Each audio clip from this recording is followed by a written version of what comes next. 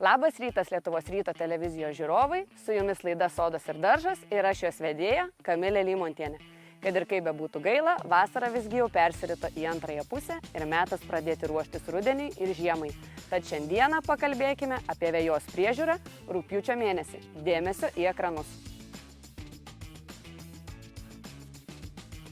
Tai ką, Loreta, šiandien norėčiau su jumis pasikalbėti apie vejos priežiūrą antroji vasaros pusėje. Nes mes visi norim gražios vejos, bet gal mums nieko link rudens nebereikia daryti iš vis.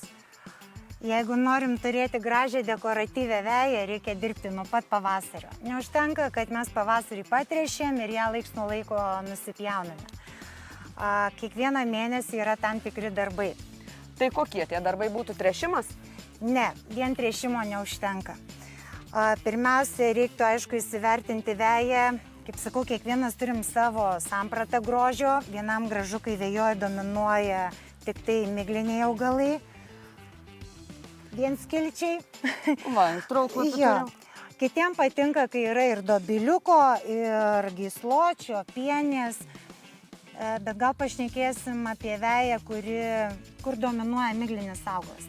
Tai reikėtų pirmiausia sunaikinti piktžoles, nes jos telbia mūsų miglinius augalus ir to vietoje vėja išretėja.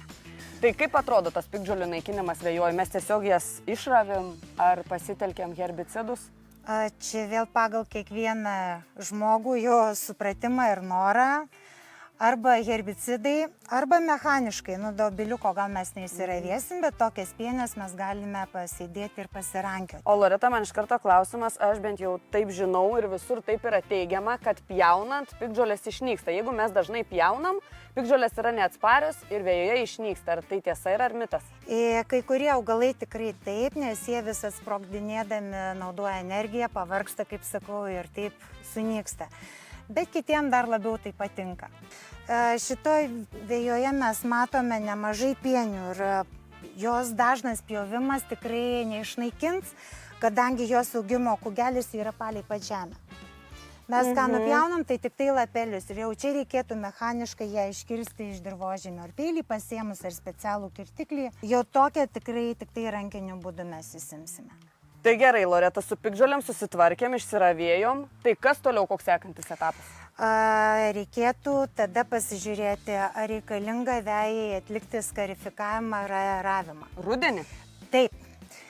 Tuos darbus reikia atlikti ne tik pavasarį, bet tai tikslinga padaryti rugpjūčio pabaigoje, rugsėjo pradžioje. Čia labai priklauso nuo orų.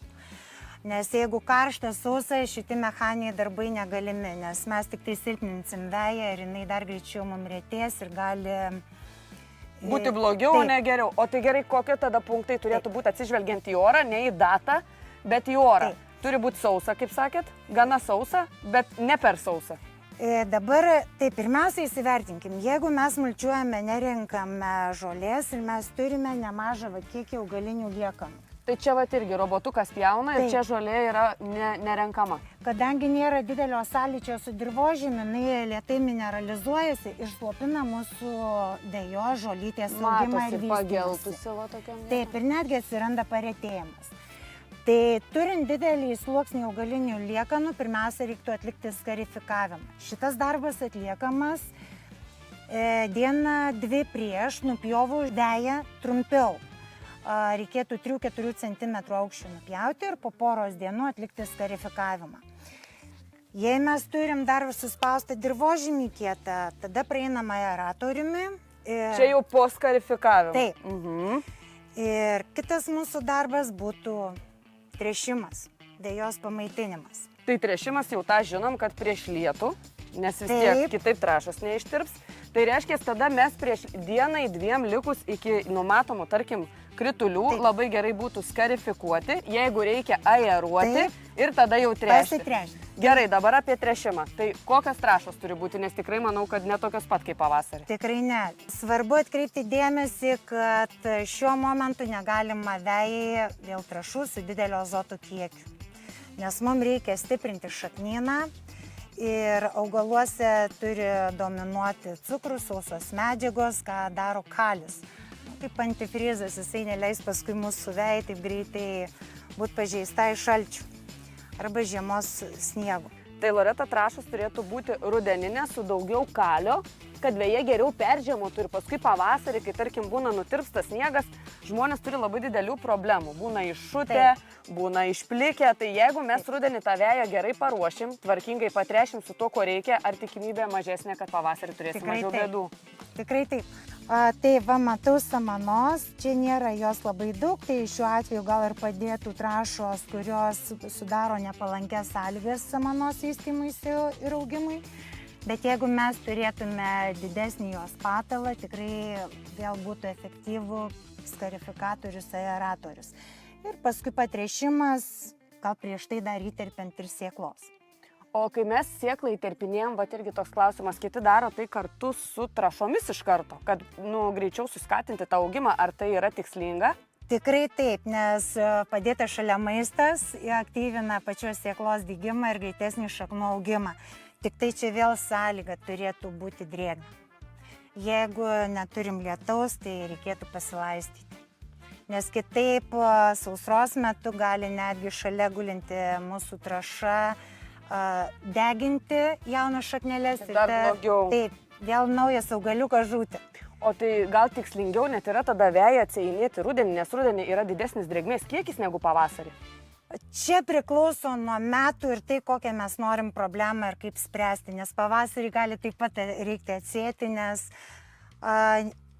priemonės, ką vardėjau, ten skarifikavimas, aeravimas, tręšimas, mikrobiologinių produktų panaudojimas, kas atskaido taip pat augalinių liekanų likutį, ar sakysim, biostimuliatoriai, jie 100% tikrai nuo storos sniego dangos negelbės ir šutimą vietom galim turėti, arba pavasarinio pelėsio, kaip sakom, riziką.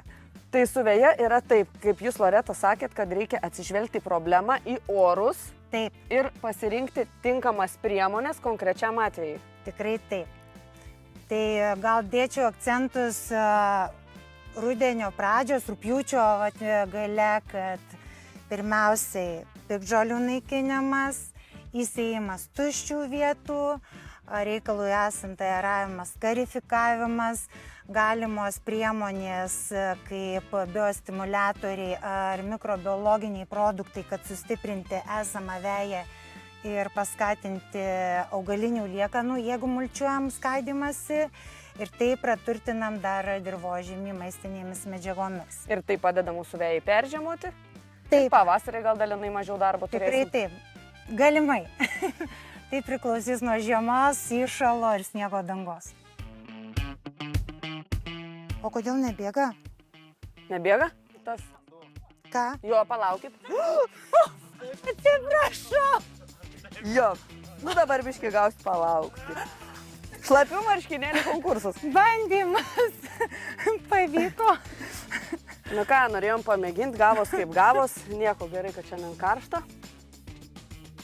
Mes žinom, kad trąšų yra įvairių pavidalų. Ir birių, ir tirpių, ir skystų, ir kokių tik tai nori, ir purškiamų. Mano rankose stresą mažinanti priemonė, kurią rekomenduočiau panaudoti bent porą dienų prieš atliekant skarifikavimą, aeravimą arba prieš panaudojant herbicidą. Veja netaip reaguoja į tą mechaninį arba cheminį jos apdorojimą. Tai čia iš karto viskas jau susidozuoja ir tai lieka tik tai purkšti. Tai jau yra čia paruošta medžiaga naudojama mum, ar antistresui, ar, sakysim, trąšos. Ir ko mums reikia, yra įvairių pavidalų, ar ne? Yra ir nuo streso, tarkim, kaip sakėt, rudeninė su kaliu, daugiau pamaitinimui. Tikrai taip. Tai čia bėga tik vanduo dabar? Taip. Pavyzdžiui, laistyt mums reikia. Taip, nes jeigu sausa prieš tręšiant, reikia būtinai palaistyti veją. Tai čia labai gerai, 3 viename. Taip, tada persistatom į poziciją miksas. Ir arba tręšiam, arba naudojam biostimuliacinės antistreso medžiagas. Bet čia, Loreta, aš manau, kad yra dar ir taip, kad tu niekada su tokiu dalyku nenudeginsi vejos. Kaip prieš tai kalbėjom, kad jeigu per daug trąšų papylus, tikrai galim nudeginti, o čia jau viskas yra padaryta taip, kaip turi būti. Tikrai taip, nes yra parinkta saugi koncentracija jau pačiam buteliukėje ir dar jinai prasiskiedžia. Taip, kad šitoje vietoje dėl nudeginimo gali mažiausiai pergyventi. Tai čia labai tiks pradedantiesiam, kurie neturi praktikos. Manau, Čia ne labai tiek. bus gerai. Tikrai taip, ne tiek. Čia jeigu tik tai turim sode žarną, tikrai patogu, nereikia lakstyti papildomai ieškoti purkštuvo arba laistytuvo. Čia ir vaikam galima duoti. Jie be žaisdami galės ir patrešti tuo pačiu. Tikrai Visai taip, geras saugu. variantas. Vaikams reikia duoti veiklos. Loreta atkeršys. Nieko galima. Aš sakau, į ką rūbai yra mašinoje.